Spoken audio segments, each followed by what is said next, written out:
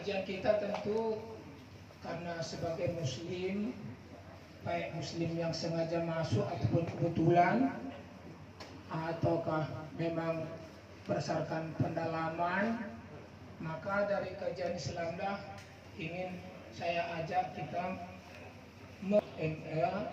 yang dirahmati Allah Subhanahu wa taala. 56 uruskan saya kalau salah. Allah berfirman, Aduh, inna lillahi wa inna ilaihi raji'un. Apabila engkau ketahui ada yang ditimpa musibah, katakanlah dari Allah kita datang, kepada Allah kita kembali. Saya melihat ini hitam putih betul ayat ini. Artinya, karena saya pernah mempelajari sedikit ya ilmu jiwa kita itu ada 14: pikiran, perasaan, pemahaman, pengenalan, pertimbangan, kata hati, kemudian khayalan, insting beragama, insting kebutuhan biologi, daya cipta, harga diri, motif berprestasi, sosial, kata hati, pengambilan keputusan. Semua ini jangan dihidupkan lagi kecuali ambil keputusan. Dari Allah kita datang, kepada Allah kita kembali. Jangan hidupkan pikiran sekiranya kalau begini tidak akan terjadi. Jangan datangkan perasaan sekiranya tidak begini tidak terjadi. Lupakan itu semua. Itu maksud ayat ini saja. Jadi dari Allah kita datang, kepada Allah kita kembali. Silakan menangis, tapi jangan diratapan dari 13 ini. Nah itu nanti menjadi kemana-mana. Yang sudah meninggal tidak akan kembali. Kita pun bisa menderita gangguan kejiwaan, bisa frustrasi, bisa konflik, bisa anxiety, bisa depresi dan stres. Itu saya lihat maksud ayat yang saat ini. Makanya di belakang sumber awal tadi itu, yaitu 155, yaitu inilah kalau kita udah yang udah kali lupakan, yaitu ayatnya alladzina bukan wala nabluwannakum bisyai'in minal khaufi wal ju'i wa naqsin minal amwali wal anfusi was samarat wa basyirus sabirin. Saya ringkan kehidupanmu dengan sumber cobaan, yang ketakutan, kelaparan, kekurangan harta, kekurangan jiwa, dan juga kekurangan buah-buahan. Yang bagus di antara kamu hanya satu, yang sabar menghadapi cobaan ini. Saya coba melihat ayat Quran semampu saya. Ayat sabar di Quran itu jauh lebih banyak dibandingkan disuruh berpikir.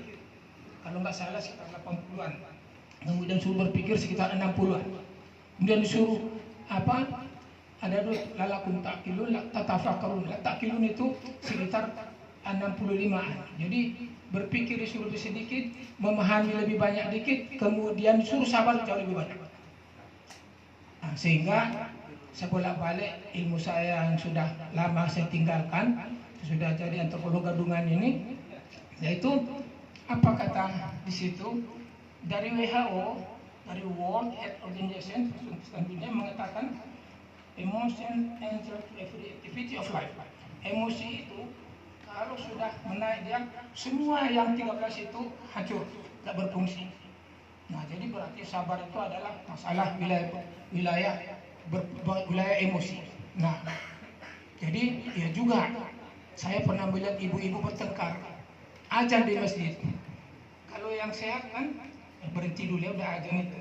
Menurut apa hadis as-salatu fi awali waqtiha, nanti lanjutkan. Kan nggak ada itu. Nah, kalau sudah emosi azan itu nggak kedengaran lagi.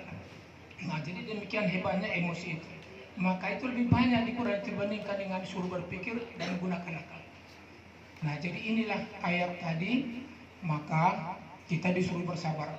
Datang cobaan, sumber kekurangan, apa itu? Ketakutan, kekurangan kelaparan, kekurangan harta, kekurangan jiwa, termasuk yang kita bicarakan hari ini, dan juga kekurangan buah-buahan. Sabarlah menghadapinya. Berarti itulah yang ditekankan di 155 itu. Nah, tapi kemudian ujungnya katanya, sudah ingat dah, dari Allah kita datang, kepada Allah kita kembali. Itu saya lihat di konsep. Lalu masuk kita kepada meninggal tadi. Itu dijelaskan dalam surat Ali Imran 185. Kullu nafsin dha'iqatul maut. Innama tuwaffawna ujurakum yaumal qiyamah. Faman zuhziha 'anil nar udkhilal jannah faqad faza wa mal hayatud dunya illa mata'ul ghurur. Yaitu setiap yang bernyawa akan meninggal. Kemudian nanti akan diperhitungkan segalanya di hari kiamat. Siapa yang terhindar dari neraka, syukur, berarti dia masuk surga. Tapi ingatlah, kehidupan dunia adalah yang memperdayakan. Itu ayat itu. Jadi berarti memang dunia ini hati-hati kita. Sini memperdayakan. Bahwa kita akan meninggal. Tapi kapan?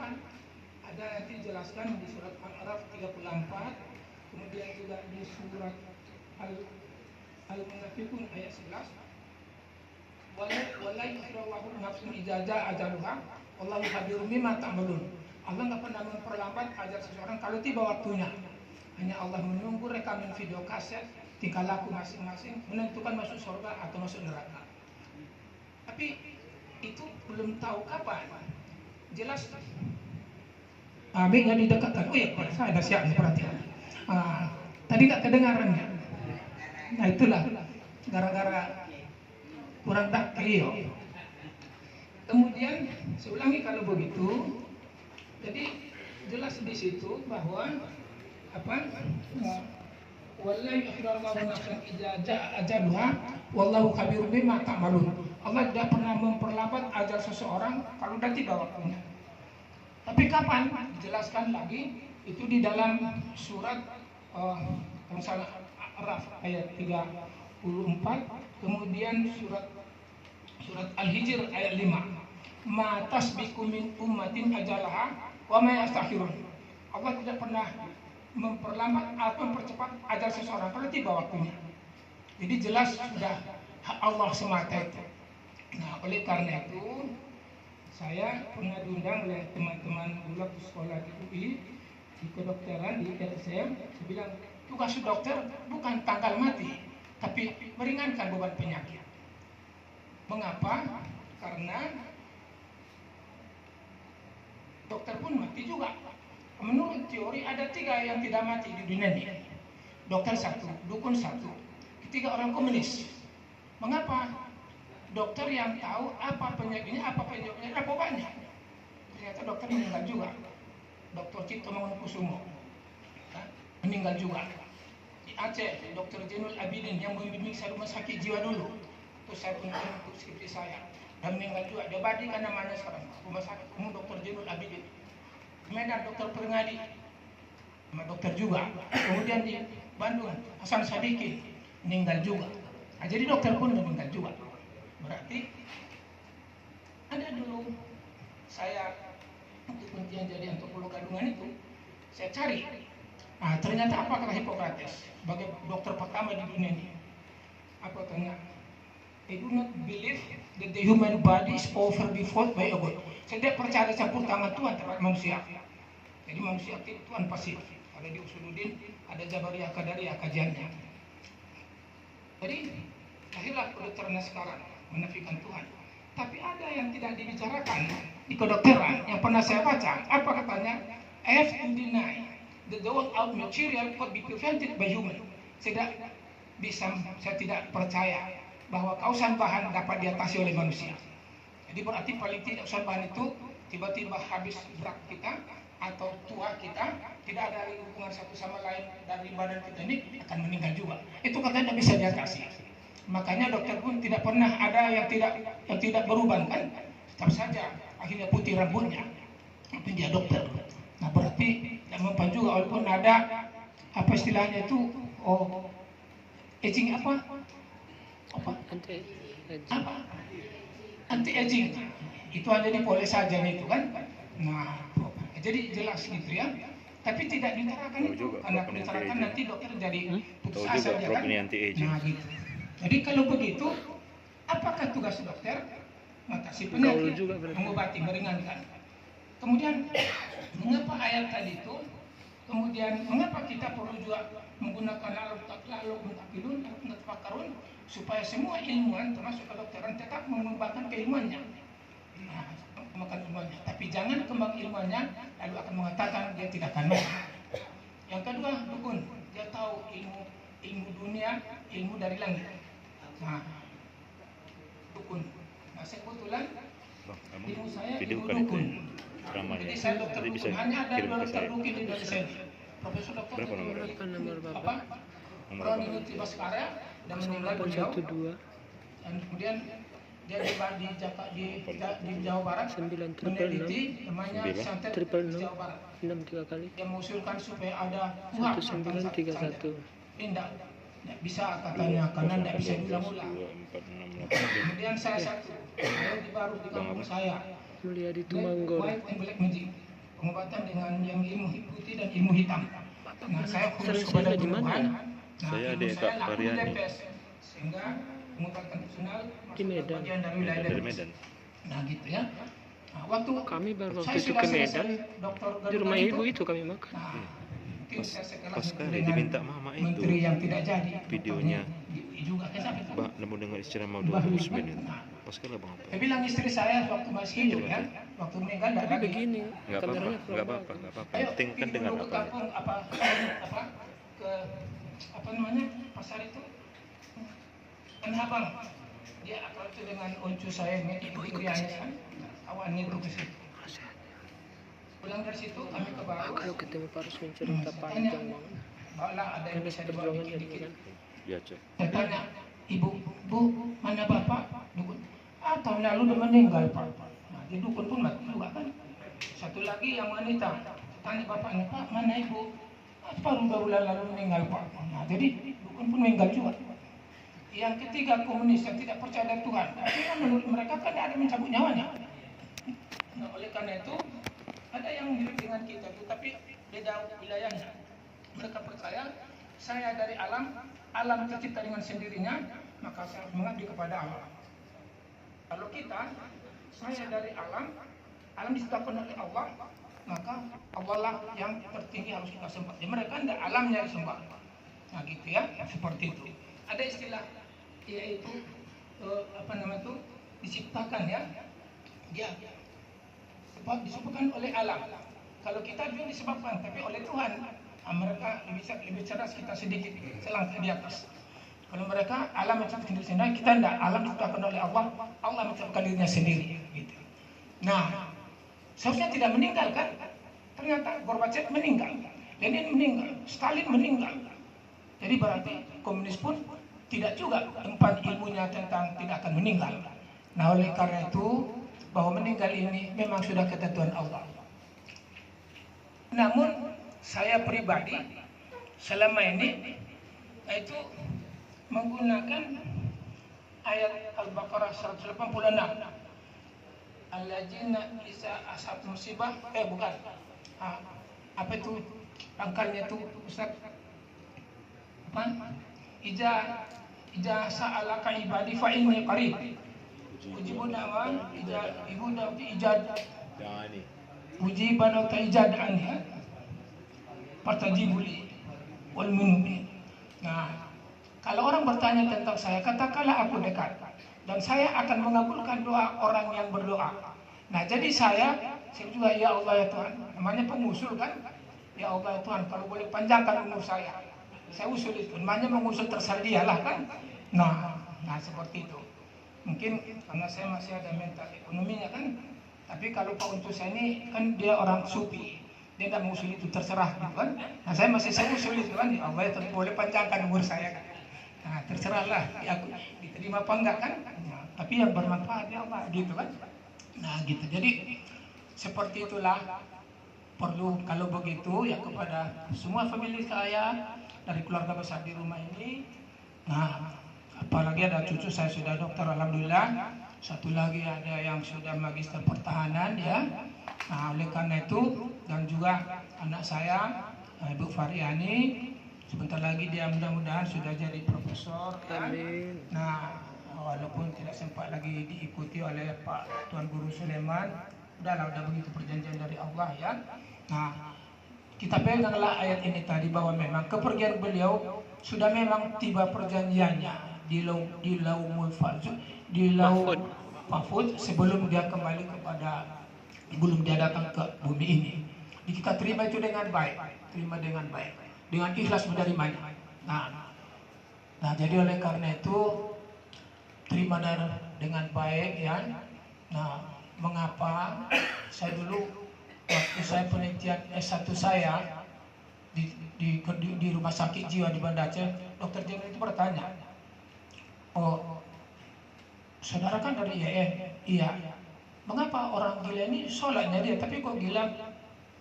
Nah, saya bilang gini, waktu itu belum banyak ilmu saya sekarang juga belum kan, tapi ini Pak, saya bilang, tapi kan ada hadis sholat Imaduddin itu tentang agama, kok masih gila?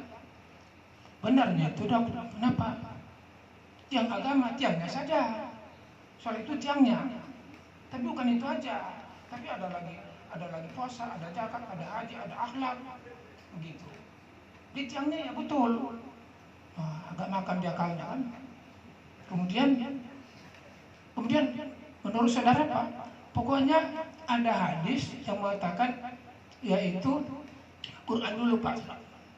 Quran itu surat apa? Ali surat 82. Wa nunazzilu minal Qur'an ma huwa shifaa wa rahmatul lil mu'minin wa la yazidu zalimina illa khusara. Turunkan Al-Quran itu untuk menyembuhkan orang yang sakit, rahmat bagi orang beriman. Orang aniaya kerugian aja dirasakan. Ini hitam putih Pak Dokter. Hitam putihnya apa? Berarti kalau orang beriman 100% tidak akan gila, tidak akan sakit bahkan. Terus kalau ada orang yang menderita sakit berarti ada yang tidak diimani. Nah, di hadis lain kan ada Muslim mengatakan Muslim 60 cabang. Imam Bukhari mengatakan 70 cabang. Cuma saya belum pernah melihat cabang-cabang itu. Cuma ada satu ulama Aceh namanya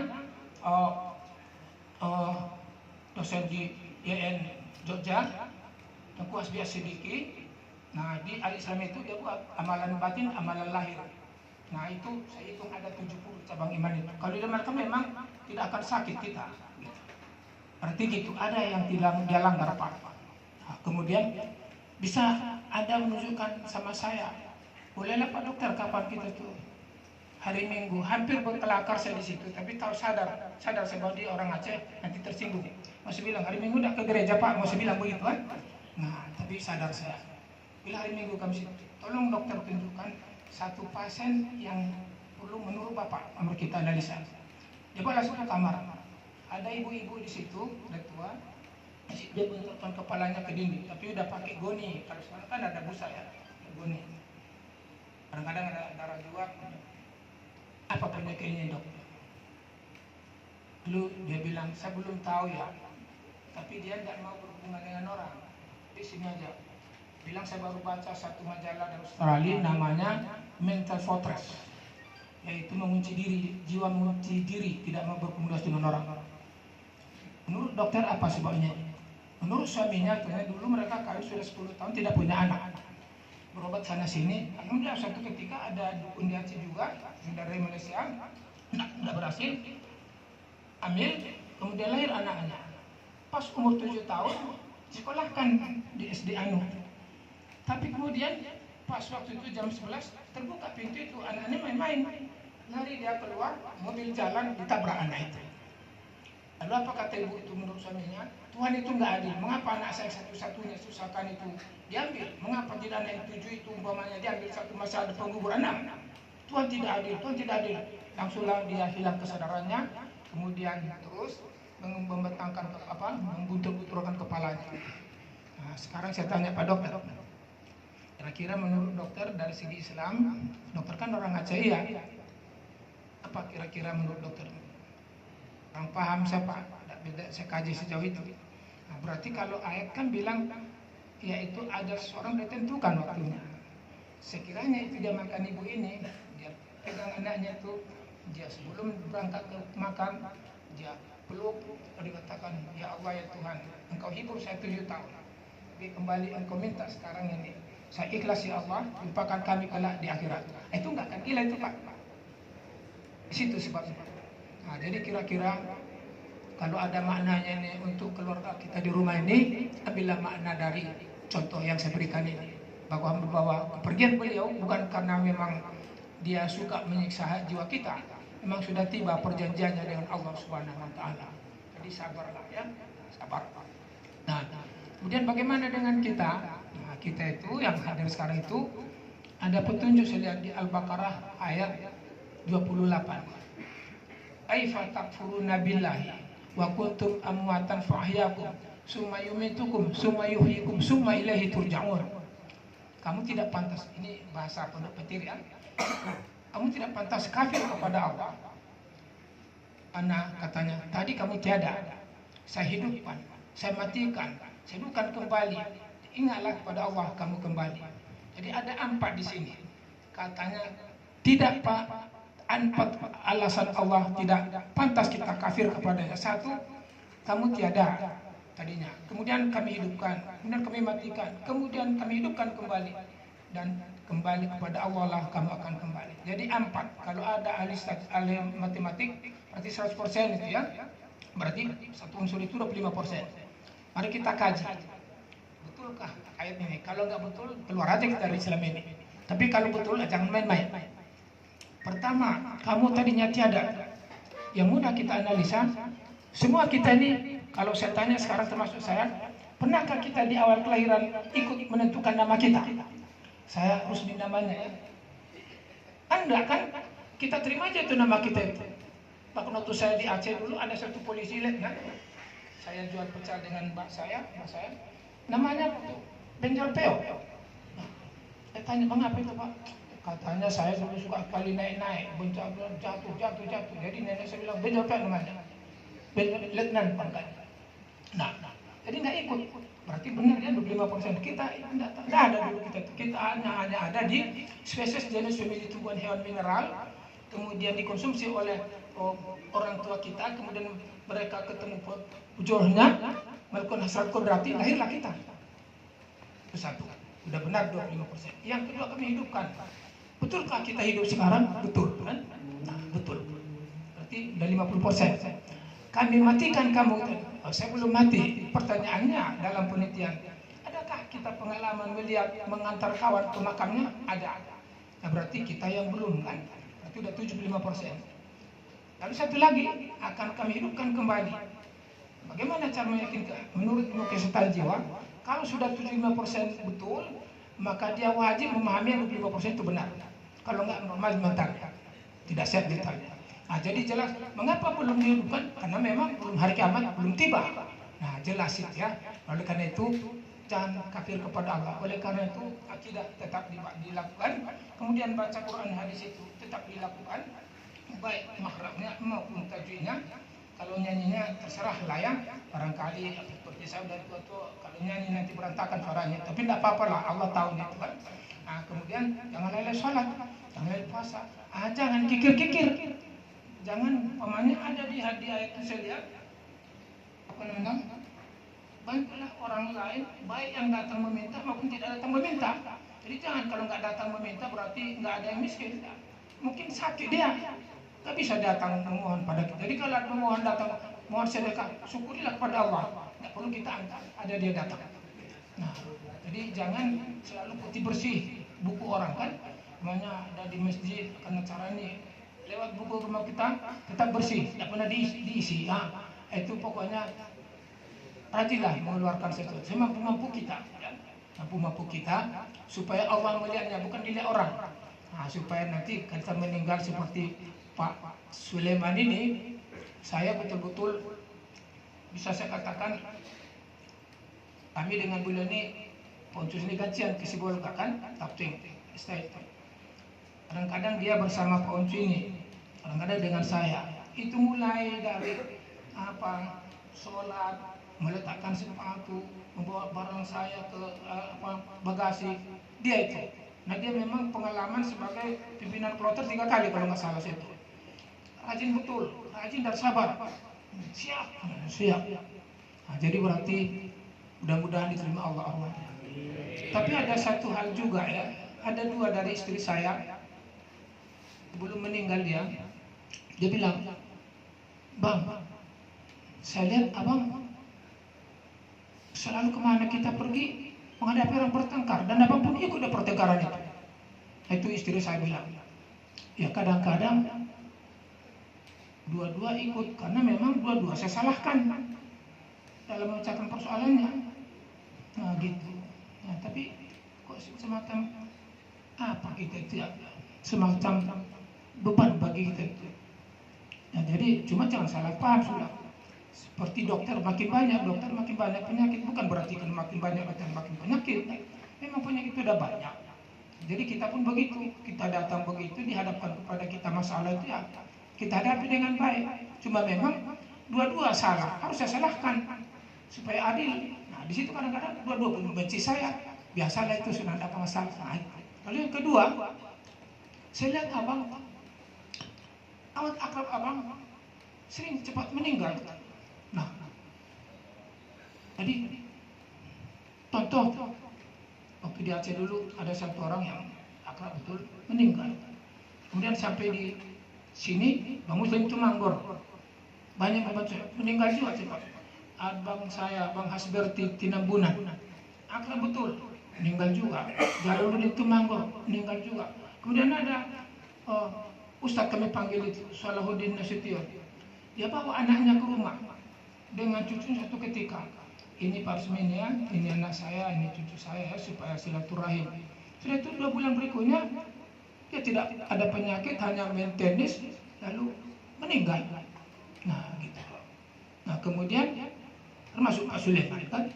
Nah oleh karena itu kata istri saya dulu, dia pun karena akrab dengan saya meninggal juga dia. Nah kan.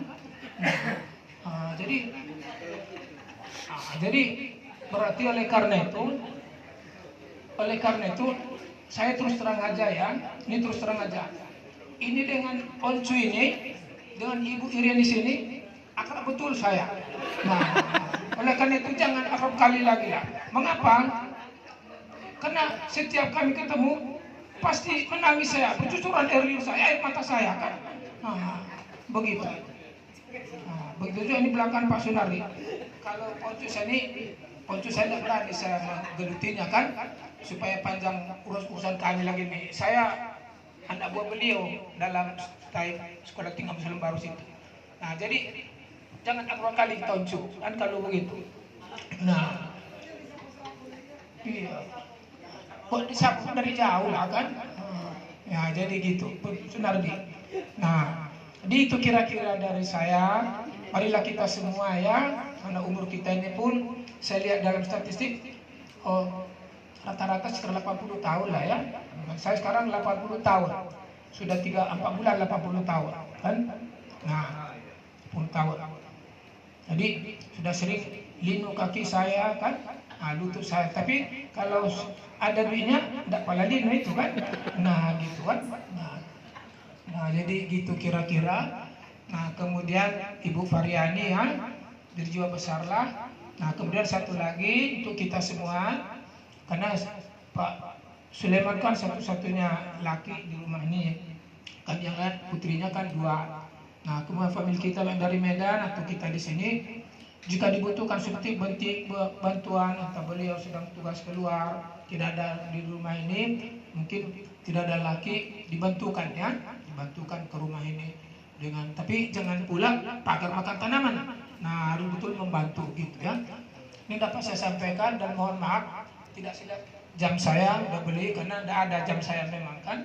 Jadi terima kasih banyak, mohon maaf. Wabillahi taufiq wal hidayah. Wassalamualaikum warahmatullahi wabarakatuh.